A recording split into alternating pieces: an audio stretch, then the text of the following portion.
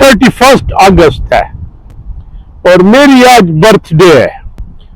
Happy birthday. और मना रहे हैं मैं और मेरा बेटा। वो मुझे ले आया, लंदन के पास एक छोटा गांव है।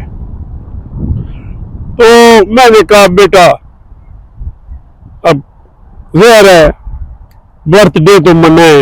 उसने कॉफी खरीदी और छोटा सा केक पीस। ज़हर है अब न पार्टियां हैं अब ना, और न बड़े केक हैं। दर गरीबी वाला हिसाब है। Welcome to London. तो मैं केक काट रहा हूं और ये केक काट रहे हैं। Happy birthday to you, happy birthday dear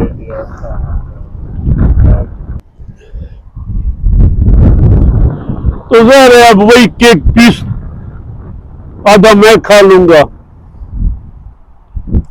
ये जब आदमी कभी अच्छे दिन होते हैं, बुरे दिन होते हैं। ये अकबर बादशाह जब पैदा हुआ तो ये सिंध उमरकोट में हुमायूं ने वहां पनाह ली हुई थी और इसकी मां थी हमीदा बेगम। तो उसने अबू फजल से कहा कि हम बादशाह पे आज दरपदर हैं, मेरा बेटा हुआ है और इतने पैसे नहीं है कि हम कुछ चीजें बांट सके खुशी। तो उसने कहा बहन फिक्र न कर, मेरी बड़ी कीमती तलवार है, मैं वो जाके बेचता हूं।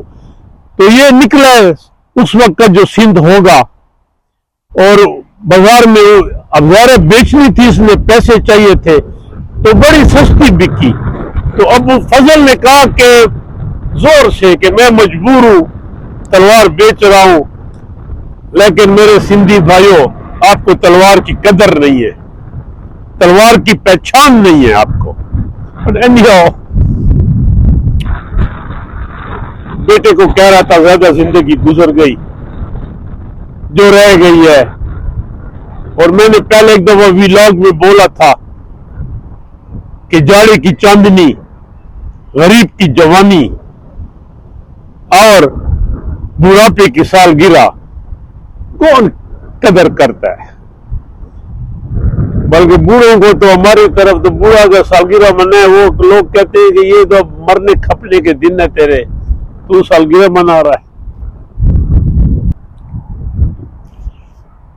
एक्चुअली ये जो सालगिरह हम मनाते हैं ना, खुशी का मौका है, लेकिन है इनडायरेक्टली गम का भी कि आपकी जिंदगी का एक साल गुजर गया और आपकी जिंदगी कम हो गई। जब मैं 60वीं सालगिरह थी और आज 10 साल के बाद 70th, तो 10 साल जिंदगी के और कम हो गए। बहरहाल जिंदगी है और जिंदगी गुजर रही है। आप सालगिरह मनाए या न मनाए, जिंदगी गुजर रही है और हमें भी गुजार रही है।